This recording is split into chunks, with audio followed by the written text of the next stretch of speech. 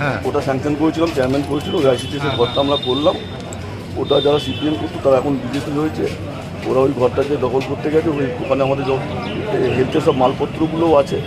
এই নিয়ে হয়েছে, ঝামেলা হয়েছে, যা হয় একটু শৃঙ্খল হয়ে এইটুকু।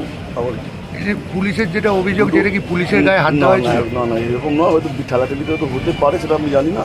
কিন্তু আমি যেহেতু দুটো ওয়ার্ডে লিড দিয়েছি, ওয়ার্ড নম্বর 9 আমার মিসেসের, আর ওয়ার্ড নম্বর 10-এ, সেই একটা বিজেপির ওখানকার রাগ আছে।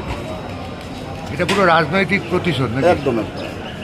এটা তো আমার কিছু বলার নেই, কারণ অ্যারেস্ট করেছে পুলিশ।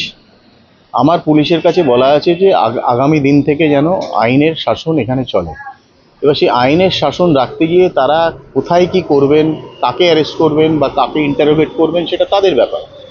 এখানে বিধায়ক কোনো ইন্টারফেয়ার করবে না। বিধায়ক বলে দিয়েছে যে যেরকম আপনাদের কাজ করার সেটা আপনারা করবেন। মানুষ চায় শান্তি, এলাকায় যেন শান্তি থাকে, ব্যাস। যদি কোনো নির্দোষ ব্যক্তিকে আপনারা ধরবেন না, কোনো নির্দোষ ব্যক্তির ওপর কোনো অত্যাচার যেন না হয়, পরিষ্কার বলা আছে।